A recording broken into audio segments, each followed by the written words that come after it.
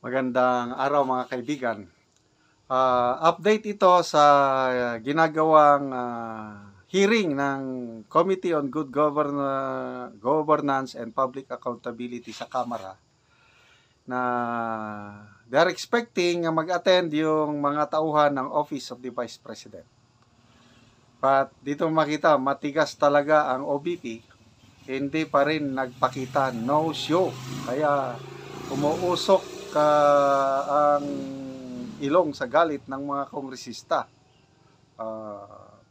Pakinggan natin itong balita ng News 5. Sa pagdinig ng Kamara kaugnay sa umano'y maanumalyang paggamit ng budget, si Vice President Sara Duterte at mga opisyal ng Office of the Vice President at Department of Education.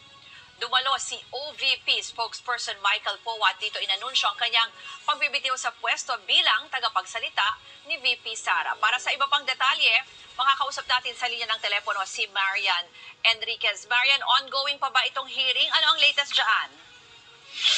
Yes, Ruth, tuloy-tuloy pa rin nga yung pagdinig ngayon ng House Committee on Good Government at dismayado yung mga kongresista sa hindi na naman pagtipon ng 7 opisyal ng Office of the Vice President at Department of Education na pinasasagot ng komite para sa mga irregularidad sa paggasta ng confidential funds ng mga opisina ni VP Sara Duterte noong 2022 at 2023. Nag-reissue lang ngayon ng subpoena ang komite pero kung hindi pa rin daw titipon sa susunod o ikalimang pagdinig ang mga opisyal, mapipilitan na silang i-cite in contempt ang mga ito. Kasabay nito, inanunsyo ng komite na nakaalis na nga ng bansa si OVP Chief of Staff Zulaika Lopez na isa sa mga gusto nilang questioning.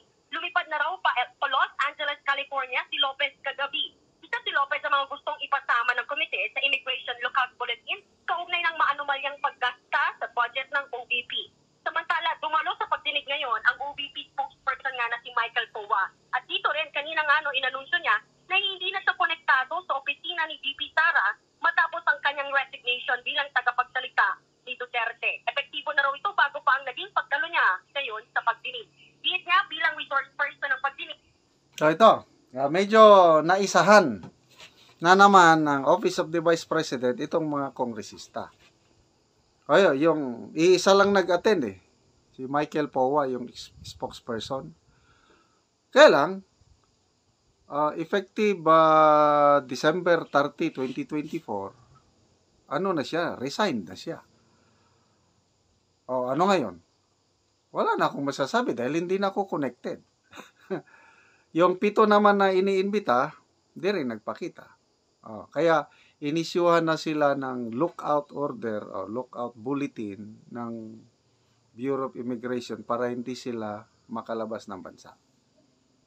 Then, yung isa, yung Chief of Staff, nakalipat na pala. So, yun. Anyway, kung talagang may anomalya dito, dapat kasuhan. Ito naman kasi, makikita mo, may political agenda Tapos yung confidential funds pa ng 2022 ang hanggang ngayon pinag-uusapan niya. Nasa naman?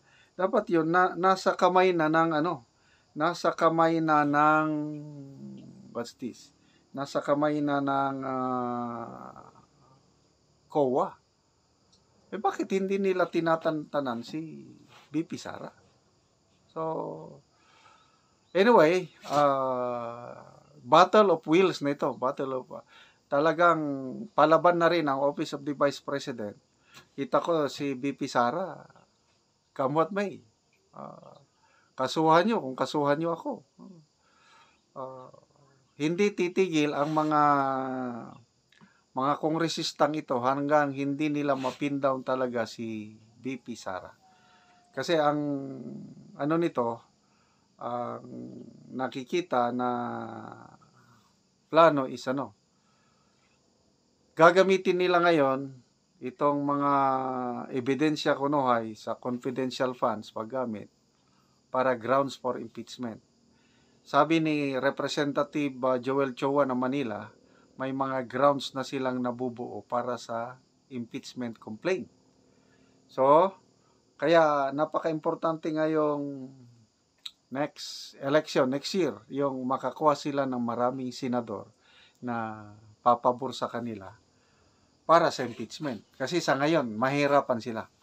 Maraming aliado ng mga Duterte na senador. Kaya tignan mo yung Senate hearing, war on drugs. O, di napahiya sila. Naging bida tuloy si PRRD. Kaya hindi sila magsilbi sa Senado. So, next, Congress, 20th Congress.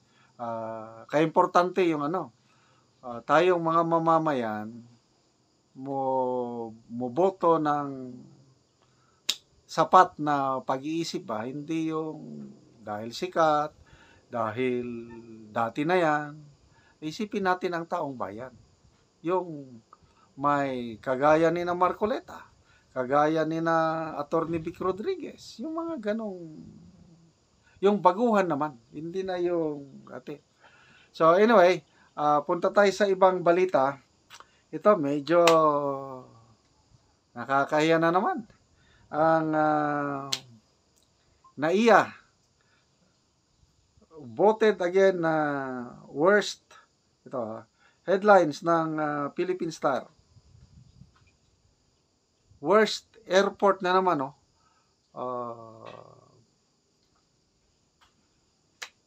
NAIA remains worst airport.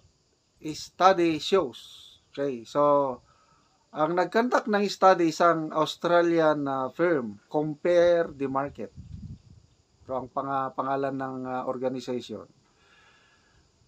The Ninoy Aquino International Airport is again the worst airport in the world, ranking dead last among the busiest gateway globally, according to a study by an Australian firm, yung Compare the Market. Okay, anong score ng NAIA? NAIA scored a dismal 0.24 on a scale of 0 to 10, with 10 being the highest, making it the worst airport in the world. Grabe. Kailan ba tayo makagraduate nito? Kasi paulit-ulit na lang ito eh. Panahon ni Pinoy administration. May pangalan pa naman sa tatay niya. Diyan nagsimula ang NAIA as the worst airport in the world. So, itong panahon ni PRRD, medyo nag-improve ng kaunti, hindi tayo worst airport. Ngayon, panahon ng Marcos administration, bumalik. So, ano ba yan? Yan na yung legacy ng bagong Pilipinas. Bumalik tayo, binalik ang titulo na worst airport in the world. So, paano ka ngayon maka-attract ng mga investors? Kahit billions pa ang gastusin ng presidente, biyahe ng biyahe para maghikayat ng investors.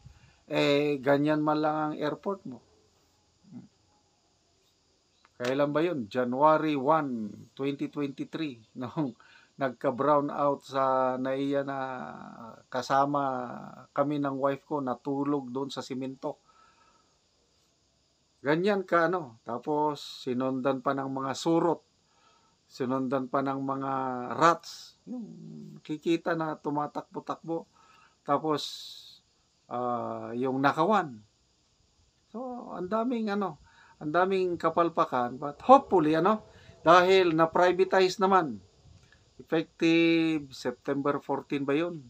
Nag-take over na ang new NAIA Infra Corporation, isang kumpanya under San Miguel Corporation. Hopefully, kahit kate-take over pa, hopefully,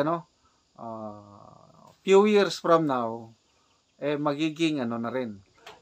Hindi na tayo mapapahiya na itong gateway natin, main airport natin, palagi na lang worst airport. Hindi, mayroon pang bagong study lang Yung, anong tawag doon? Yung pinakatagal sa pila, parang ganun. Yung delay pala.